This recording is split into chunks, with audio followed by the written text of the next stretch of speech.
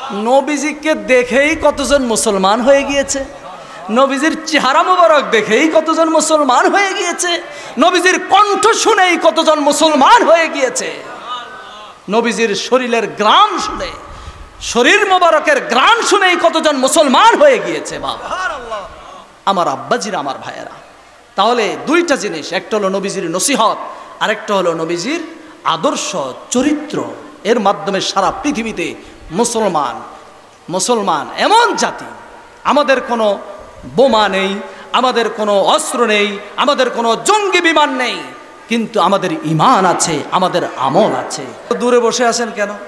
আচ্ছা, আপনারা কি কলস ছিলেন? কলস, কল ছিলেন? কল, এই মনে করেন কলের মুখ আর কলসের মুখ যদি বরাবর না হয়, সারাদিন যদি পানি চিপে, এই মনে করেন কলের মুখ, এই হলো কলসের মুখ, সারাদিন পানি চিপলে পানি ঢুকবে না। তাহলে কলের মুখ আর কলসের মুখ যদি বরাবর হয়, 2-3 চিপ দিলে কি পানি ঢুকে যাবে। আমি হলাম এখানে, আপনারা হলেন ওখানে, এটা কেমন হলো? মেহেরবানি করে একটু সামনে আসেন, অত্যন্ত খারাপ দেখা যাচ্ছে। এখনো কিন্তু ওই যে পিছনে ছড়িয়ে ছিটিয়ে বসে আছেন। আমার আব্বাজিরা, আল আদাবু খয়রুম মিনাদ দাহাবি ওয়াল ফিদ্দা, আদব হলো স্বর্ণ রূপার চেয়ে আরো বেশি মূল্যবান। আদবে আউলিয়া বেয়াদবে দেউলিয়া, আজ খুদা খাওয়া হি মে তৌফিকে আদব, বেয়াদব মাহরুমে গাশতাস ফাজরব। বেয়াদব আল্লাহর দরবার থেকে বঞ্চিত থাকে। আউলিয়ায়ে কেরামরা সারা পৃথিবীতে যুগ যুগ ধরে মানুষদেরকে আদব শিক্ষা দিয়েছেন, ঠিক কিনা বলুন? সামনে অগ্রসর হয়ে বসুন। রাস্তায় যারা দাঁড়িয়ে আছেন আর এদিক সেদিক যারা ঘোরাফেরা করছেন, আমার বুঝে আসে না আপনারা মাহফিলে কেন এসেছেন। আল্লাহর ওলির দরবার থেকে নেয়ামত নিতে হলে এই ময়দানে বসতে হবে বাপ, মাটিতে লুটিয়ে পড়ুন। হুজুর আপনি তো স্টেজে আরামে বসে আছেন। আমি আরামের জন্য বসিনি, কথা বলার সুবিধার জন্য বসেছি। এই মাটিতে নেয়ামত রয়েছে। আব্বু একটু মাটিতে এসে বসুন। মিটা দো আপনা হস্তি কো আগার কুছ মর্তবা চাহো, যদি তুমি সম্মান চাও নিজেকে মিটিয়ে দাও, নিজেকে মিটিয়ে দাও, আমিত্বকে বিসর্জন করে দাও। के दाना खा के मिलकर गूले गुलजार होता है, मिटा दो अपना हस्ती को अगर कुछ मर्तबा चाहो, के दाना खा के मिलकर गूले गुलजार होता है। যদি সম্মান চাও তাহলে নিজেকে মিটিয়ে দাও, অহংকারকে দুলিশাত করে দাও, তাহলে তোমার সম্মান আল্লাহ তাআলা বাড়িয়ে দিবেন। যেমনিভাবে যতক্ষণ পর্যন্ত একটা বীজ, একটা দানা মাটির সাথে মিশে না যায়, ততক্ষণ পর্যন্ত ওই বীজ থেকে গাছ জ্বালায় না, গাছ থেকে ফুল হয় না, ফল হয় না, যতক্ষণ পর্যন্ত বীজ মাটির সাথে নিজেকে বিসর্জন করে না দেয়। যারা রাস্তায় রাস্তায় ঘুরেন, আপনারা মাহফিলে কেন আসছেন আমার জানা নাই। মেহেরবানি করে একটু মাটিতে বসেন বাপ। আল্লাহ তাআলা কোরআন শরীফে আমাদেরকে কত সুন্দর করে বলে দিয়েছেন, আমরা প্রত্যেক কবরে যখন মাটি দিই, কবরবাসী কবরে লাশ রাখার পরে যখন মাটি দিই, তখন একটা দোয়া পড়ি না? এটা দোয়া না, এটা কোরআন শরীফের আয়াত।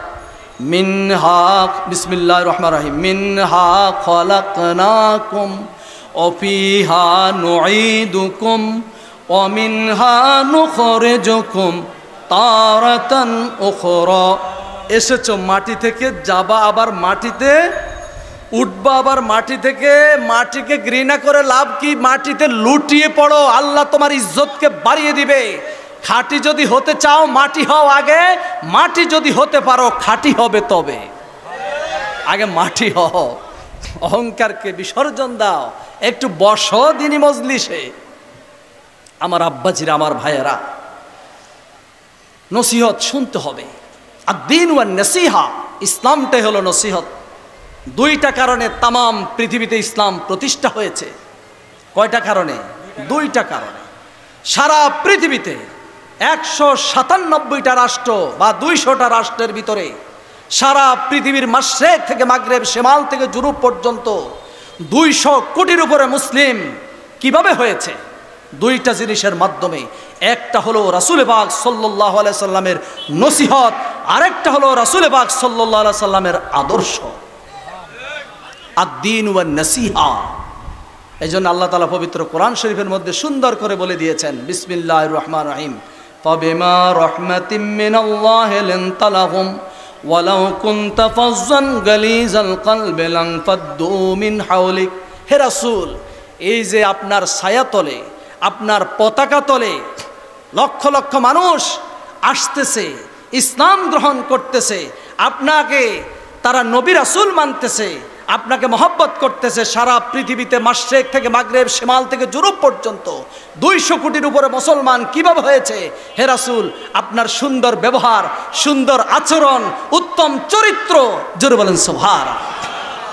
নবীজিকে দেখেই কতজন মুসলমান হয়ে গিয়েছে, নবীজির চেহারা মোবারক দেখেই কতজন মুসলমান হয়ে গিয়েছে, নবীজির কণ্ঠ শুনেই কতজন মুসলমান হয়ে গিয়েছে, নবীজির শরীরের গ্রাম শুনে, শরীর মোবারকের গ্রাম শুনেই কতজন মুসলমান হয়ে গিয়েছে। বাবা আমার আব্বাজিরা, আমার ভাইয়েরা, তাহলে দুইটা জিনিস, একটা হলো নবীজির নসিহত, আরেকটা হলো নবীজির আদর্শ চরিত্র।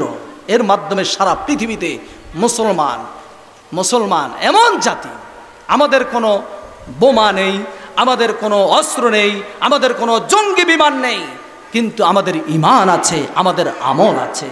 সারা পৃথিবীতে যত ধর্ম আছে, যত পথ আছে, যত মত আছে, সকল মত আর সকল ধর্ম সকলেই মুসলিমদেরকে ভয় পায়, মুসলিমদের অস্ত্রকে ভয় পায় না। অস্ত্রতে ইহুদি নাসারাদের বেশি আছে। মুসলিমদের ঈমানকে ভয় পায়, মুসলিমদের আমলকে ভয় পায়। এই জন্য আল্লাহ রাব্বুল আলামিন কি বলেছেন? রাসূল পাক সাল্লাল্লাহু আলাইহি সাল্লাম বলেছেন, নবীজির হাদিস, আল্লাহর হাবিব পাক সাল্লাল্লাহু আলাইহি সাল্লাম বলেছেন, ইন্নাল্লাহা লা ইয়ানজুরু ইলা সুওয়ারিকুম ওয়া আমওয়ালিকুম ওয়ালাকিন ইয়ানজুরু ইলা কুলুবিকুম ওয়া আমালিকুম। আল্লাহ রাব্বুল আলামিন তোমাদের চেহারার দিকে তাকাবেন না, তোমাদের সম্পদের দিকে তাকাবেন না, বরং তিনি তোমাদের আমলের দিকে তাকাবেন এবং তোমাদের কলবের দিকে তাকাবেন। সুবহানাল্লাহ বলবেন না? আমার আব্বাজির, আমার ভাইয়েরা, আল্লাহ তাআলা পবিত্র কোরআন শরীফের মধ্যে বলে দিয়েছেন, ওয়াযাক্কির ফাইন্না যিকরা তানফাউল মুমিনিন। হে রাসূল, আপনি নসিহত করুন, নসিহত করলে মুমিনের উপকার হবে। সুবহানাল্লাহ বলেন না? আপনারা কি আমার কথা বুঝেন না? বুঝেন না? সবাই বুঝেন? তা সুবহানাল্লাহ কি এই সিরাজিয়া দরবার শরীফের পীর সাহেব হুজুরের নাম, না আমার নাম, নাকি আব্দুল কাদের জিলানী রহমাতুল্লাহ আলাইহির নাম? আল্লাহর সানা সিফাত আপনারা পড়বেন না তো সুবহানাল্লাহ যেভাবে বলতেছেন মনে হচ্ছে যে এটা পীর সাহেব হুজুরের নাম। আমরা তো আর মুরিদ না, কেন বলবো? আপনি মুরিদ হন আর না হন, আল্লাহর বান্দা তো হতে হবে আপনাকে, নাকি? তাহলে বলেন না সুবহানাল্লাহ। আমার সাথে হুজুরের দেখা হয়েছে সর্বপ্রথম আমাদের ফরিদগঞ্জে একটা বিবাহ অনুষ্ঠান। আমি ওই সময় দেখেছি, ওনার সাথে যারা গিয়েছেন তারা বললেন যে মহিফালের পীর সাহেব হুজুর। বাস্তব কথা যেটা, আমি ওনার মাহফিলে এসে ওয়াজ করি সেই জন্য কথা বলবো, ভুল কথা। আমার রিজিকের মালিক উনি না, আর আমি পরবর্তীতে বছর আমাকে উনি দাওয়াত দিবে সেই জন্য না। আল্লাহ তাআলাকে সাক্ষী রেখে বলছি, ওনাকে আমি সর্বপ্রথম যেদিন দেখেছি ওই দিনে আমি মনে করেছি উনি একজন আমলি মানুষ, উনি একজন নেককার মানুষ। এটা ওনার চেহারাতে আমি সেই দিনে বুঝতে পেরেছি। আমি মিথ্যা কথা বলি না, আমার মনে যেটা লেগেছে আমি সেটাই বলেছি, সোজা কথা। যাই হোক, পরবর্তীতে কিছুদিন আগে মনে হয় হুজুর সহ হুজুর আমাকে নিয়ে আসলেন। আমরা একটা সফরে যাওয়ার সময় হুজুরের বাসা নাস্তা করেছি, আলহামদুলিল্লাহ। অনেক বিশাল বড় মাপের একজন মানুষ, অনেক মেহমানদারি করলেন। আমরা দোয়া করি সিরাজিয়া দরবার শরীফের পীর সাহেব হুজুরকে আল্লাহ পাক দুনিয়া এবং আখিরাতের অফুরন্ত নেয়ামত দান করুন।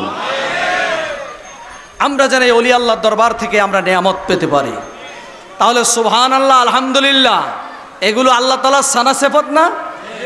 সানা